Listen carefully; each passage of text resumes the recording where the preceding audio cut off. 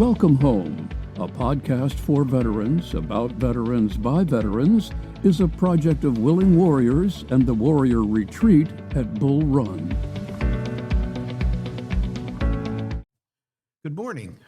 I'm your host, Larry Ziliox, Director of Culinary Services here at the Warrior Retreat at Bull Run. And for today's episode, our guest is Sonny Madsen, who is with Canine Caring Angels, which is a nonprofit that trains dogs for service dogs, comfort dogs, therapy dogs, all sorts of dogs. And I'm going to let her tell you all about that. But welcome to the podcast, Sonny. Thank you. I appreciate it. I wish everybody could see your sweet dog who's just laying here, just chilling right here on the floor. But please introduce her to us. Well, this is Freya Madsen. She is a German short-haired pointer. She will be 11 in October. Oh, wow. She wears a couple hats, actually. She is a psychiatric service dog. She helps me to train dogs for military veterans. She also works occasionally in the court system with victims of human trafficking. She helps with forensic interviewing, therapy sessions, and even a trial. So she's my super dog. Wow. She's also the dog that helps when last year we raised a litter of dogs with the intention of hopefully cultivating them into service dogs. And when the moms get tired of the puppies, Freya takes over. Oh, okay. She's got a lot on her plate. She does. No wonder she just crashed out. She's exhausted. In a previous podcast, I interviewed my sister who has a service dog. She's prior service. She has a service dog named Prince, who she got through Veterans Moving Forward.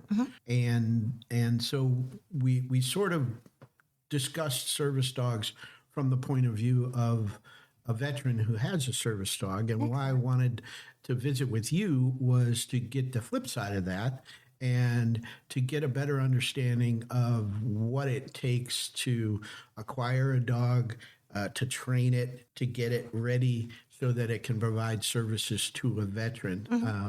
And that's what we're primarily interested in is veterans.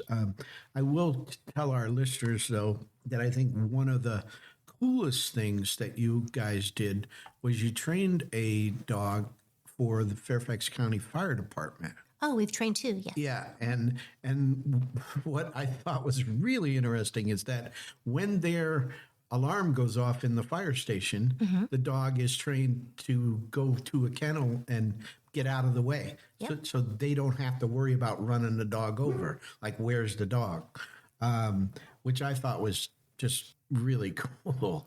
So you've got two dogs with Fairfax County Fire Department? Yes, Fairfax was actually the first, as we understand it, they were the first in the history of the United States to ever receive a trained certified therapy dog for a fire station. And it was what we thought was going to be a one and done, but it took off like wildfire. So now we have them all over the country, New York to California, Tennessee, North Carolina, Texas, Washington.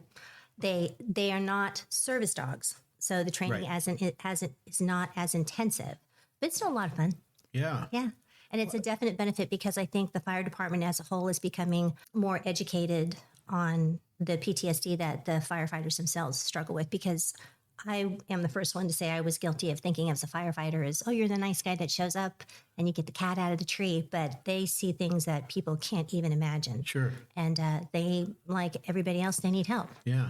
Yeah. And I'm sure the dog helps them decompress when they get back to the station. And let's face it, dogs have been associated with the fire department for quite some time. I mean, I remember as a kid, we'd go to the parade and the Dalmatian would be on top of the fire truck. But that's just a great service. And I can understand why it's taken off. I just think that's a great idea. But let's get back to talking about service dogs. Now, what's the process? I mean, a dog, how do you acquire a dog that would ultimately be a service dog for a veteran? So we have what's called a community style. So we try to adapt as best we can to whatever situation is presented to us. So we have one model where a veteran can come to us and say, hey, I've got this. You should probably know we wrote into our bylaws, we will never discriminate against breed. So it could be any type of dog. But if they bring it to us and say, hey, I already have this amazing connection with this dog. And when I have a night terror in the middle of the night, it comes and it wakes me up. So they already have a dog that's already starting to recognize, already starting to alert, but has high anxiety and can't socialize with other dogs and pulls on the leash.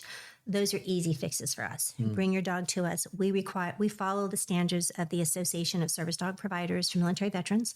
So we have a minimum of 360 training hours that we require, but we can start working with that veteran and their dog. So we don't have to take that dog away and tell them they have to get a new one. They already have that connection. And we specialize in psychiatric service dogs. So that connection is huge. If they don't have that with the dog, it's doomed to fail.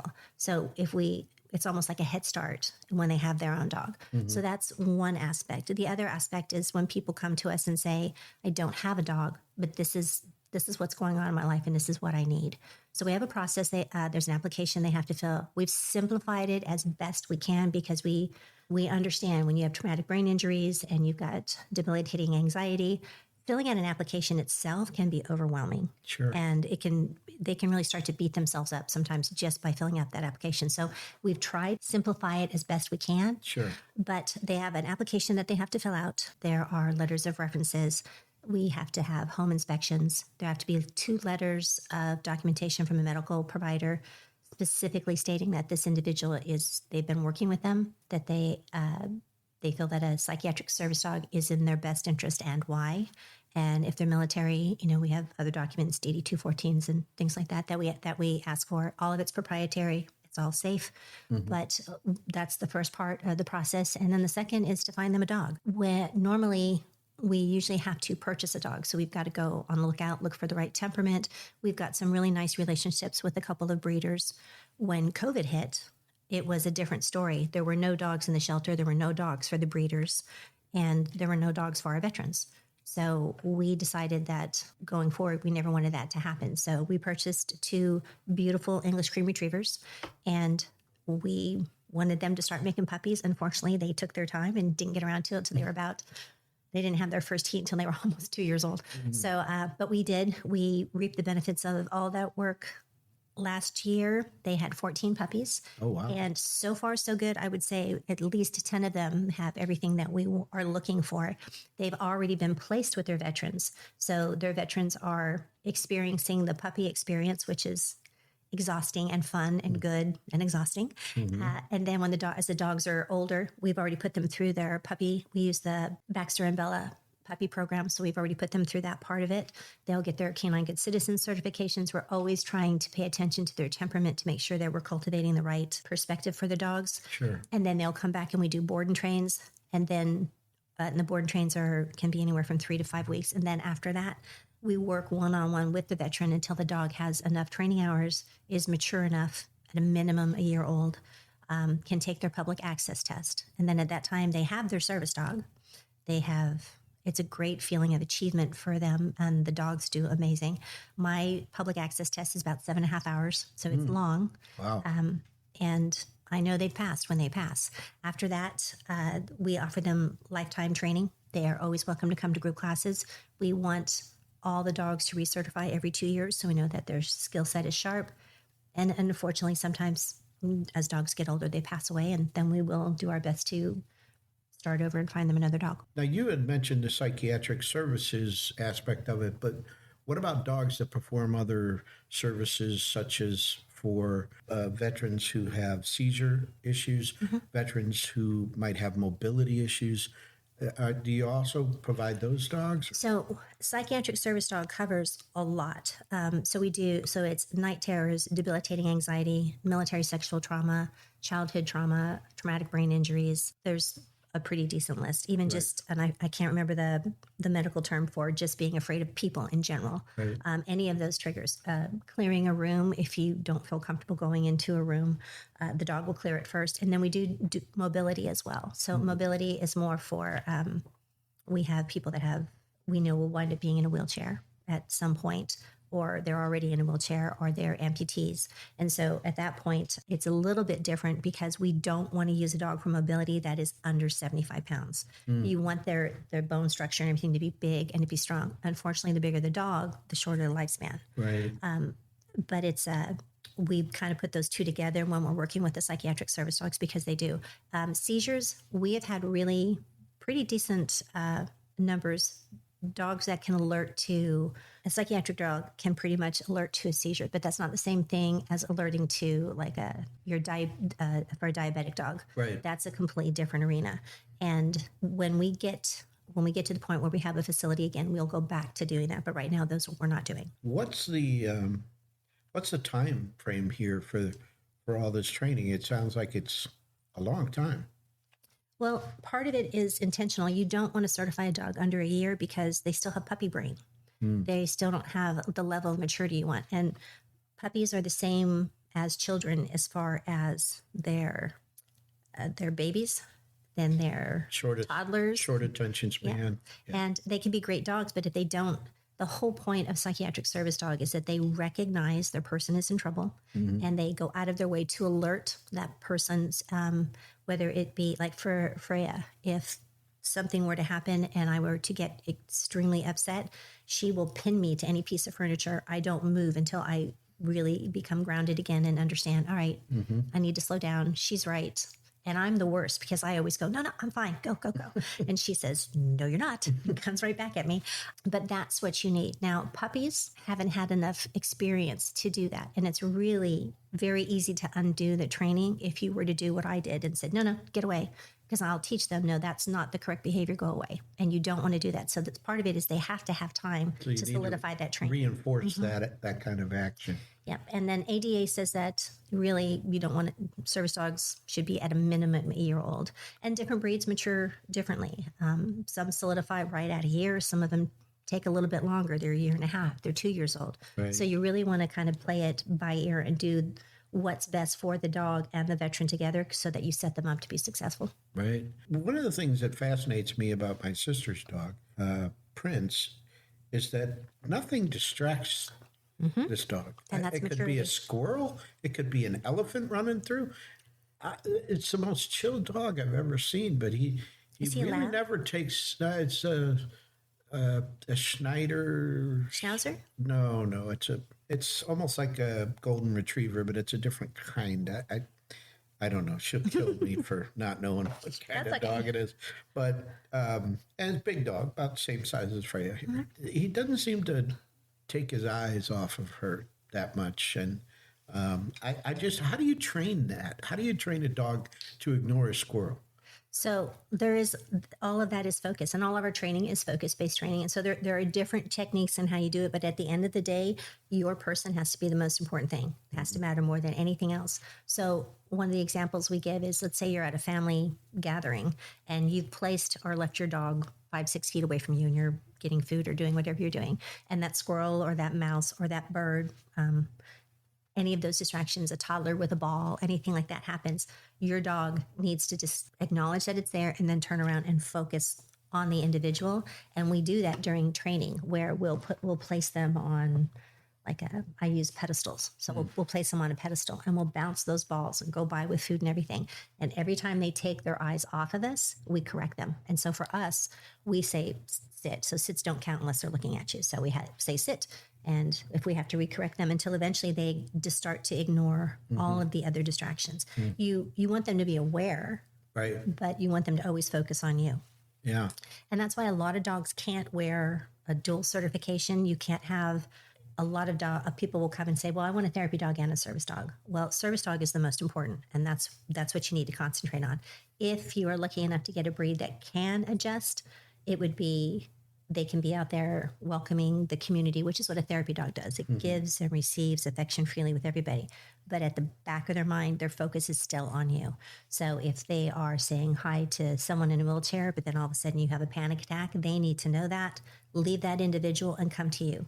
And not all dogs can do that. No. So we always, when we have people that want to share their dog, it's very common for veterans to come and say, I already have a dog. I need it to be a service dog because I take it to the VA and I share it with the vets all the time. And so I get that. but the dog has to absolutely put them first. Right. And if the dog can do that, then we can work with them. Do you ever get a situation where somebody comes to you with a dog and they say, I'd really like my dog to be a service dog, trained as a service dog, and you say, I'm sorry, but your dog just doesn't cut it. It's not that bright. I don't want to say your dog is dumb, but I don't think we could do it with this dog. And The answer is yes. yeah. Okay. It would be great to say every dog can be a service dog, but that's just not true. Right. And there are other things that can put a stop to it immediately. You can have someone say, I've got a great dog, and it could be a great dog, but it bit someone. Well, that's a no-brainer. That's it. If they have a history of biting, breaking skin to another individual, dog fights, we don't want to cultivate that into a service dog. And it's unfortunate sometimes. We can still help them with basic obedience to get that dog to be sharp, but we won't certify a dog like that. Right. And because we use the AKC's CGC as a standard, like that's just like the low bar standard, they have to at a minimum be able to pass their canine good citizen. They're not even allowed to take that test if they have a bite history. So it just kind of blows them right out of the water before they get started. Right. And then I have had some people that I realize that particular dog is really not a good fit. It hasn't happened that often, but we always offer to look for another dog for them. But then they have to rehome that dog. And that's a hard decision for people. Sure. In my sister's case, Prince is getting older and has some medical issues, actually, which make it hard for him to perform some duties. So what's a typical lifespan of a service dog? That depends on the breed. So we always say we in a perfect world, we'd like to give you 10 years of service. Right. But if you come to me with a dog that's 6 years old and it's a Great Dane, that's not good. Well, we probably wouldn't do that because Great Danes usually don't even make it to 10 years. Right. But it does depend a little bit on the breed. We'd like to be able to give you at least a range of 5 to 10 years with a dog. And then after that, just age alone and health reasons are probably going to be, they're not going to be able to perform the way that they want to. So at that time, you need to start looking for another dog and start working towards it. I had a young man who has a service dog. He actually has Asperger's. He's an amazing kid. I've known him since he was about this big. But his dog wound up getting, I believe it was kidney cancer or bladder cancer, and he knew that. And so he called us right away and said, do I retire her now? And I said, no, you let her work. She'll let you know. She'll let you know when she can't. But in the meantime, let's get you another dog. Because it takes so long. It does. You really do need to start working on it early so that you don't have that huge gap because you can crash and burn real easy. Well, and there's a lot of veterans that just won't be able to function. Exactly. And so it's terrible. Now, what can backfire on you is because you have such an amazing relationship with your actual service dog. It's kind of like three's a crowd, and that other dog never really gets to play at, sit at the big table with everybody else until that dog passes away. And then if you're not careful, it's very hard for that individual to accept that other dog without feeling guilty towards the dog that it had. And I've seen that on several occasions. And time will heal and it will work. But the sooner that you can get them a dog to kind of work and be included. Plus, the service dog, just like Freya, has this plethora of knowledge that they can just pass on to the other dogs if they're given that opportunity. Yeah. So she talked about, my sister talked about the new dog is Prince's helper. Yeah. And like an apprentice. Yeah. And that really for her, she thinks the hardest part will be for her when she leaves the house with the new dog and not Prince and has to leave Prince behind. Yeah. But she's going to feel guilty. Exactly. Yeah. And you know what? That's okay because I'd rather have her in that situation than not leave the house at all because she doesn't have a dog. Exactly. What does it cost to acquire a dog, train the dog, and then transfer the dog to the veteran? So if you keep all of your costs down for our organization, all of your costs down, it's still going to run you between $18,000 and $30,000. But it doesn't cost the veterans. We don't charge our veterans. Sure. Other individuals, we do. There has to be some way that we can pay the bills. But even then, we don't charge anything like that. Our service dog package for the community runs around $7,500. But for our veterans, and it's a different model than what we do with our veterans, Right. to keep the cost down. But usually between 18 and 30. And we rely solely on a lot of volunteer work within our organization. And when I say that, I will tell you that 99% of that is my husband. He just works himself to the bone. He really does. But he turns out some amazing dogs.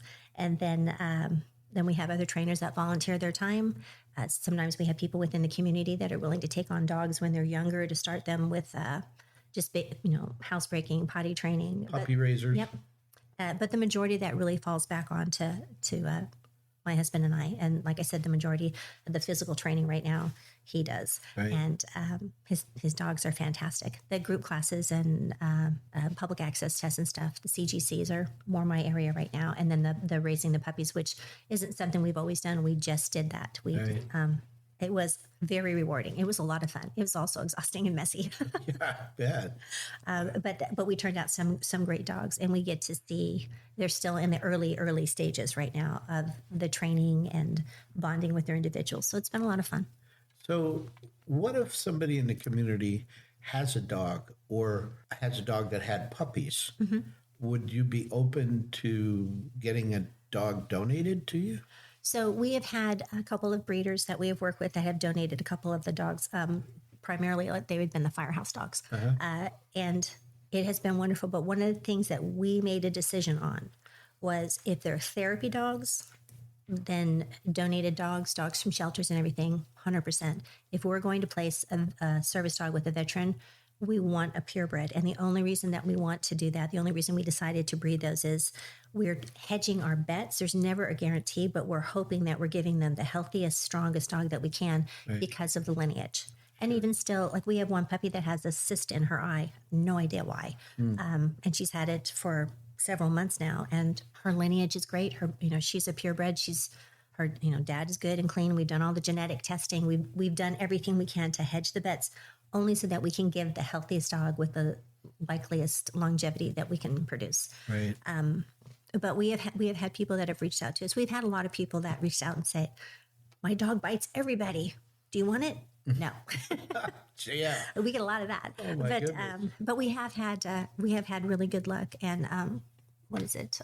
Hidden Mystery Farms is run by Karen Campbell, and Doodle Run by Laurel McComas have been absolutely wonderful for us, helping us to find other dogs for veterans who don't have dogs when we couldn't find them, donating to our program so that we could supply them for the firehouse dogs. So we have a good relationship with those. But right now, I'm taking a break on all puppies because the puppies would have been due around the same time that my first grandson is going to be due. So I'm tapping out for the rest of the year, but we'll start up again in the beginning. Okay. All right. And if some of our listeners wanted to volunteer for the organization, what are some of the roles that might be available for volunteers, and how would they get in touch with you? They can reach us on our website. It's K-9 caringangels.org. And we would love to have volunteers when we get our next set of puppies, because the puppy raising is, once we try to keep them as long as we can with moms, as long as moms are okay with it. And we've been very blessed. These two females have been wonderful, amazing moms to the puppies right up to that 8-week mark, which makes our job a lot easier too. But then we would like to be able to place the dogs that aren't already spoken for with puppy raisers, and have them come to our training and learn our training style and show up for the group classes and do the socializing. And that's huge for us. It really is. It helps because then that dog is in a family environment. They're learning the do's and the don'ts, and sitting at the door before they go outside, and hearing the washer and dryer and the blow dryer and the vacuum and all of those things. Socializing and just all of having those the things. neighbor kids come over and getting used to strangers. And teaching them, we do a thing called puppy culture, which has been amazing with the puppies. It helps them, neurological stimulation for the puppies. It helps them to focus and be more gentle and calm. But it's wonderful to have someone else that can do that on a daily basis with them. So absolutely, if someone wants to volunteer their time, reach out to caringangels.org, and our next group of dogs will be the beginning of the year. And we would really love the help. Okay. Yeah. And then donations. Can people donate money through the webpage? Absolutely. Absolutely. We are still trying to build our building. We had started that. I know you know the story. We had started that. We had saved our money for 5 years, and unfortunately, we gave our money to the wrong contractor, and our building collapsed, and so we are buildingless. Sheesh. So if anybody would like to Help with that. that would just be a godsend. Yes. Yeah, that'd be great.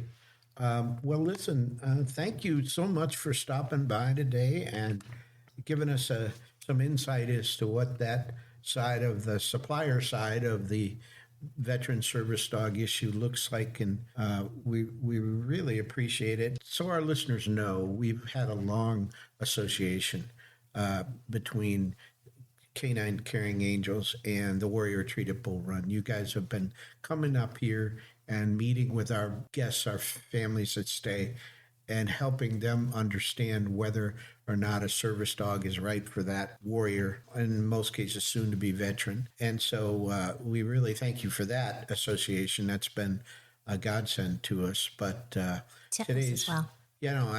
Today, just getting to know what the process is and to understand when people see service dogs, what it went into providing that service dog for that veteran. It's a tremendous amount of work and cost-wise too. And they really need to reach out and support an organization like Canine Caring Angels because it's not free. I mean, there's a lot of cost that goes into this, a lot of time. And so if you're out there listening and you have it in your heart to be able to help, please reach out through the webpage, donate or volunteer your time. But this is, I can tell you hands down, this is a fantastic organization that does really great work. So thanks for coming, and I'm sure we'll see you again soon. Absolutely, and I appreciate it. Thank you for all your kind words. For our listeners, thanks for listening. We'll have another episode next Monday at 5 a.m. And until then, thanks. The Welcome Home podcast is brought to you by Willing Warriors, a nonprofit organization serving active duty service members and veterans since 2012. To learn more, please visit our webpage at willingwarriors.org.